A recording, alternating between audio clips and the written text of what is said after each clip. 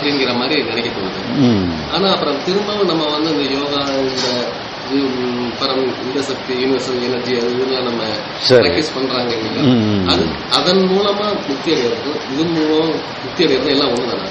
இல்ல, அதுகளெல்லாம் வந்து சில அனுபவங்களை தான் கொடுக்கும். அனுபவங்களை தான் கொடுக்கும். இப்போ வந்து ஒரு தண்ணி இருக்கு, அதை ஐஸா மாத்திடுறாங்க, ஐஸ் கட்டியா மாத்திரலாம்.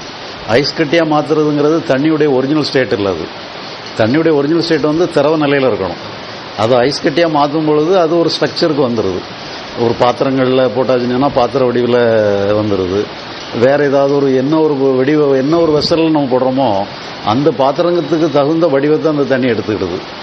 இப்போ நாம வந்து வாட்டர் லெவல்லையும் இருக்கும் பொழுதும் நாம வந்து ஒரு பாத்திரத்துக்குள்ள போனோம்னா அந்த லெவல்ல மாறிடுறோம். ஆனா அந்த நிலையை நம்ம தக்க வச்சுக்கிடுறது இல்லை. அப்புறம் நம்ம ஒரு டம்ளர்ல இருந்தோம்னா டம்ளர் வடிவில் நம்ம அந்த மாறிடுறோம். அப்புறம் பாட்டிலில் ஊற்றினோம்னா பாட்டில் வடிவில் மாறிடுறோம். ஆனால் அதே வந்து ஒரே நிலைக்கு வந்துட்டோம்னு சொன்னால் அந்த இடத்த கூட கொஞ்ச நேரம் அதை பிடிச்சி வச்சுக்கிட்டு இருக்கும். அது பரவாயில்ல தனியாக மாறுற வரைக்கும் அந்த நிலையிலே தான் இருக்க வேண்டியிருக்கும். அதே மாதிரி சில முயற்சிகள் பண்ணும் பொழுது நம்ம மனசை வந்து ஒரு அளவில் டியூன் பண்ணிடுறாங்க. ஒரு டியூன் பண்ணி சில அனுபவங்கள், சில இது மாதிரி நம்ம வந்து ஒரு ஸ்ட்ரக்சராக ஷேப் பண்ணி கொடுத்துட்றாங்க. அது வந்து ஒரு சரியான சொல்யூஷன் கிடையாது, ஒரு தற்காலிகமான சொல்யூஷனாக இருக்கும். ஆனால் நம்ம வந்து அந்த லிக்விட் ஃபார்மில் வந்ததுன்னு சொல்லி சொன்னால் அது நம்ம வந்து ஒரு பெர்மனண்ட்டாகவே அது சரியான நிலைக்கு வந்துடுது. நமக்குன்னு சொல்லி ஒரு நிலை இல்லை, எந்த நிலைக்கு தேவையோ அந்த நிலையை நம்ம எடுத்துக்கிடுறோம். அப்புறம் அடுத்த நேரம் அந்த ரோலை நம்ம கலைச்சிக்கிடுறோம்.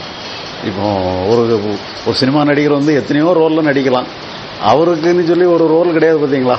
அது யதார்த்தமாக வரும்போது அவர் இஷ்டப்பட்டதை எடுத்துட்டு போயிட்டே இருக்கிறாரு.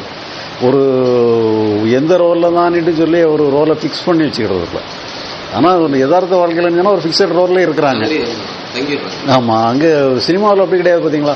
ஒரு நேரத்தில் கதாநாயகன் நடிப்பான், கோவப்படுற மாதிரி நடிப்பான், வில்லனா நடிப்பான், என்னென்னாலும் நடிச்சுக்கிட்டு இருப்பான். அந்த கதாபாத்திரத்துக்கு அந்த மாதிரி இருக்கக்கூடிய ஒரு தன்மை வரும். ஆனால் யதார்த்த வாழ்க்கையில் வந்து ராஜாவாக இருந்தால் ராஜாவாக தான் இருந்துகிட்டு இருக்க முடியும். கதாநாயகன் அங்கே சினிமாவில் வந்து ராஜாவாக மாறலாம், சேவனாகவும் மாறலாம், என்ன ரோலும் எடுத்துக்கலாம். அப்போ அது வந்து சூழ்நிலை தகுந்த மாதிரி அந்த ஒரு கதாபாத்திரத்தை மாற்றிக்கிட்டே இருக்கக்கூடிய ஒரு தன்மை வந்துடுது.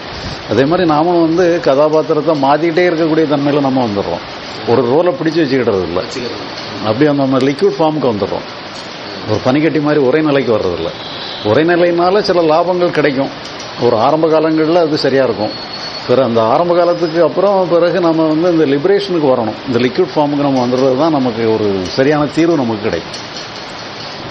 ஞான பாதையில தான் நம்ம இருக்கிறோம். சரி, அதே பாதையை மெயின்டைன் பண்ண முடியல. திருப்பி நம்மளால சில விஷயங்கள் வந்து தக்க வச்சுக்கிற மாதிரி தானே வருது. அது வந்து நம்ம எந்த அளவுக்கு நம்ம அதை சக்சஸா இருக்கிறோங்கிறது தெரியுது.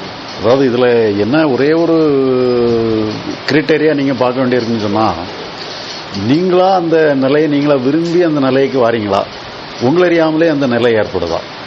இப்போ ஒரு உணர்வு நிலை ஏற்படுது, ஒரு கோபம் வருதுன்னு சொல்லி சொன்னா நீங்களே கோபப்படுறீங்களா, உங்களை அறியாமலே கோபப்படுதா, உங்களை அறியாமலே கோபம் வந்துடுதா, உங்களை அறியாமலே டென்ஷன் வந்துடுதா, இல்லை நீங்களே வேணுனே அந்த இடத்துல உங்க டென்ஷனை நீங்களே கிரியேட் பண்ணிக்கிட்டீங்களா, உங்களை அறியாமலே வருதாங்கிறதான் கவனம்.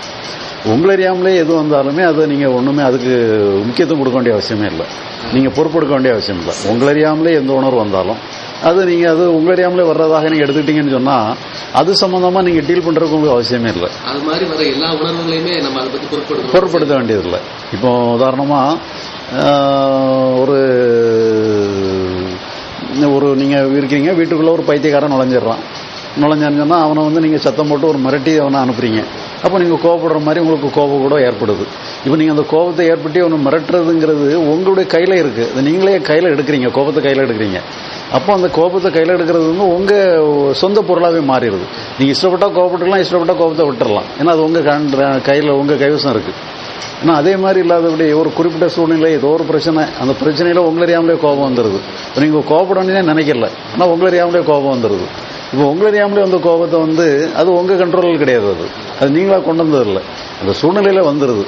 அப்போ நீங்கள் என்ன பண்ணிடுறீங்க, உங்களை அறியாமலே வந்ததையும் உங்கள் கண்ட்ரோலில் இருக்கிற மாதிரி நினச்சிக்கிட்டு இந்த கோபத்தை நீங்கள் அடக்கணும், கோபத்தை கண்ட்ரோல் பண்ணணும்னு சொல்லி இப்படி நம்ம கோபம் வந்திருக்கலாமா, டென்ஷன் வந்திருக்கலாமா, பயம் வந்திருக்கலாமான்னு சொல்லி ஏகப்பட்டோம்னு சொல்லி நீங்களே வந்து ஒரு கில்ட்டி கான்சியஸ்னஸுக்கு வந்துடுறீங்க.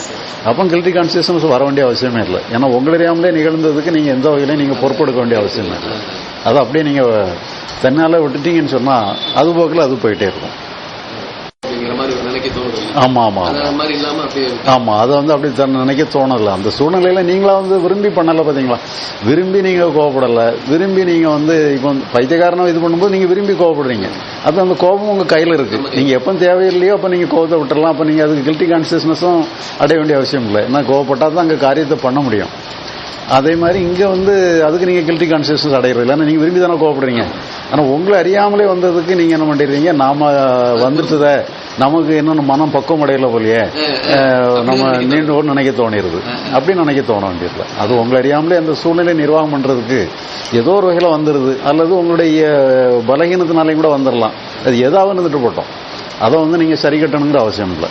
ஏன்னா உங்களை அறியாமலே நிகழக்கூடியதுக்கு நீங்க பொறுப்பெடுக்க வேண்டாம். நான் பெரும்பாலும் பேர் நினைக்கிறேன், சரி நம்ம இவ்வளவு இன்னும் பக்குவமா இருந்து நம்மளை மீறி சில விஷயங்கள் நடந்து போகுது, திட்டிடுறோம், கோவப்பட்டுறோம், சரி அப்படின்னு நம்ம ஒன்றும் சரியான பாதைக்கு வரல போல இருக்கு. அதுல என்னன்னு சொன்னா நீங்க தெரிஞ்சுக்க வேண்டிய, நீங்களா செய்றீங்களா உங்களை அறியாம நடக்குதாங்கிறது தான். உங்களை அறியாமலே நடந்துட்டு இருந்துச்சுன்னா அதுக்கு நீங்க ரெஸ்பான்சிபிலிட்டி எடுக்க வேண்டியது.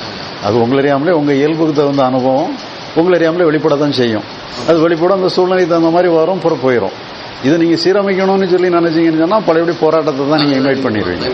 அப்போ உங்களை நீங்களே அண்டர் எஸ்டிமேட் பண்ணிடுறீங்க. நாம இன்னும் சரியாகல, என்ன நாம வந்து நம்மளை சரி பண்ணணும் நீட்டுன்னு சொல்லி நீங்க ஒரு டார்கெட்டை ஃபிக்ஸ் பண்ண ஆரம்பிச்சிடுறீங்க. ஒரு பெர்ஃபெக்ஷனை நோக்கி நீங்க நகர ஆரம்பிக்கிறீங்க. அப்போ முயற்சிகள்லாம் வந்துடுது, போராட்டம் வந்துடுது, எல்லாமே பழையபடி அதை பின்பற்றி எல்லாம் வந்துடுது. அப்போ நம்ம வந்து அங்கே அது போக்கில் வருதுங்கிறத புரிஞ்சுக்கிட்டோம்னு சொன்னால் உங்களை மீறினாப்புல நடக்குதுன்னு சொன்னால் அதுக்கு நீங்கள் பொறுப்பாக மாட்டீங்க.